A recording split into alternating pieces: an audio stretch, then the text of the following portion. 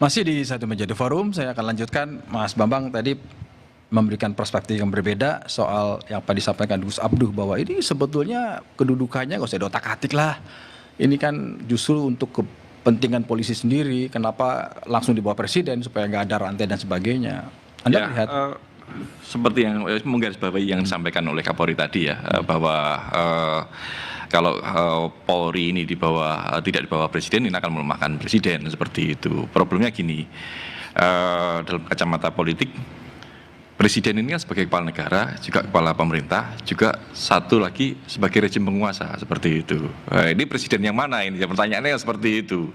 Kalau kita mengacu pada Undang-Undang Dasar, tentu Polri sebagai alat negara Atau alat kekuasaan? Itu pertanyaannya tadi ya. Sebagai alat negara harus tunduk kepada kepala negara, kan seperti itu. Ini permasalahannya mindset kepolisian ini masih mengarah kemana, kan pertanyaannya seperti itu. Ini yang harus dicarikan solusi, jangan sampai Polri ini ditarik-tarik menjadi alat kekuasaan, kan seperti itu. Ya, ini yang menjadi problem juga di masyarakat gitu loh. Kalau Polri ditarik-tarik dalam politik kekuasaan, ya demokrasi kita habis lah. Dan tadi Pak Arianto mengakui juga bahwa polisi dari mulai presiden ke presiden selalu ditarik-tarik kan, Pak Arianto. Hari ini gimana? Apakah solusinya supaya nggak ditarik-tarik, menarik diri atau? Begini Pak, itu kan dalam praktek.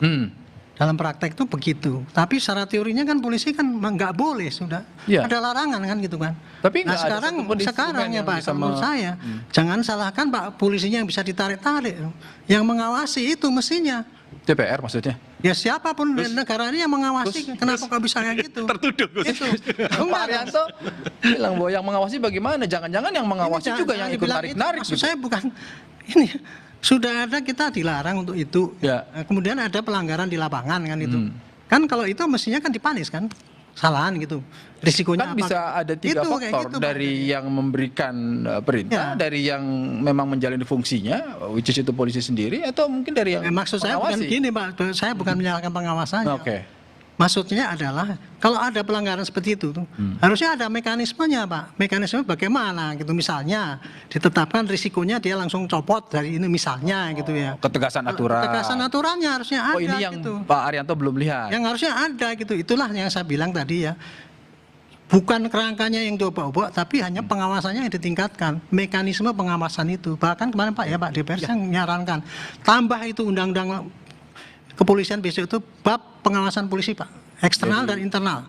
Kompolnas eksternal dikuatkan, internal itu semua harus pengawasannya diperketat. Itu Pak. Dan aturannya diperketat. Tapi kedudukannya dengan otak-atik. Kalau dari DPR? Kalau DPR sepakat sekali pengawasannya diperketat. Pengawasan diperketat. Wasidiknya, propamnya itu yang lagi kita lakukan pelan-pelan. Ya, balik lagi KUHP selesai nih, KUHP selesai. Kita harus bebenahnya berurutan, jangan langsung dari sini dipindahin ke sini gitu loh. Yang muncul kan itu. Kenapa yang diributkan selalu permukaannya, padahal permasalahannya di bawah sampai ke tengah dan ke atas gitu loh. Kita sepakat pengawasannya diperketat untuk kebaikan kepolisian, tapi juga kita harus ingatkan bahwa partai politik juga jangan suka narik-narik kepolisian. Penting kan itu? Loh, itu bisa jelas kalau pengawasan semua kan multi partai di DPR. Iya. Kita DPR multi partai, tapi ketika memang di bawah kementerian, ya berarti jabatan menteri ini kan jabatan politis. Oh, lebih gampang diinjak sama teman-teman DPR gitu maksudnya. Bukan teman DPR. Oh, enggak, ini kan contoh. Lebih gampang diintervensi ke politik gitu. Oke.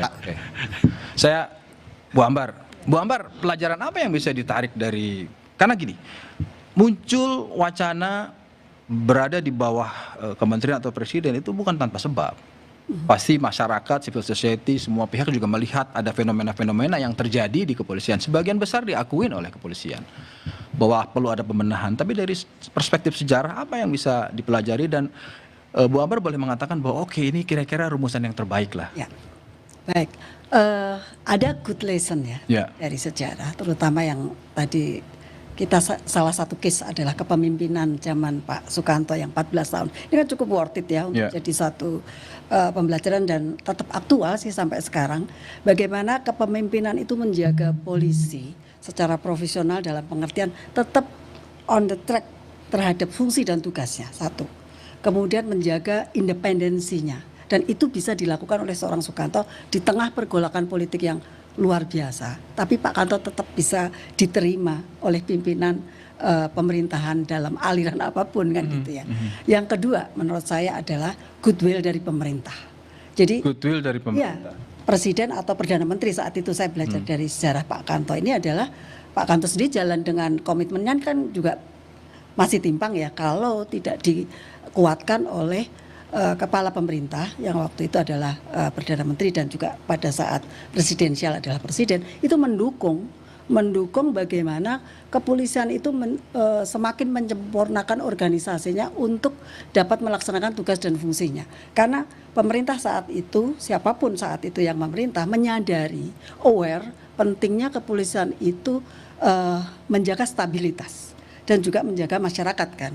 Yeah. Artinya bahwa kalau polisi itu sampai chaos dan tidak mendapat perhatian untuk polisi itu dikembangkan secara positif ya sebagai satu kekuatan di dalam menjalankan fungsi dan tugasnya, ini kan juga akan terjadi chaos lah ya. Oke, jadi secara historis ada dua, satu figur kuat dari pimpinan itu, leadership. Pak Sukanto leadership, yang kedua adalah political will dari pemerintah dari untuk kepala pemerintah.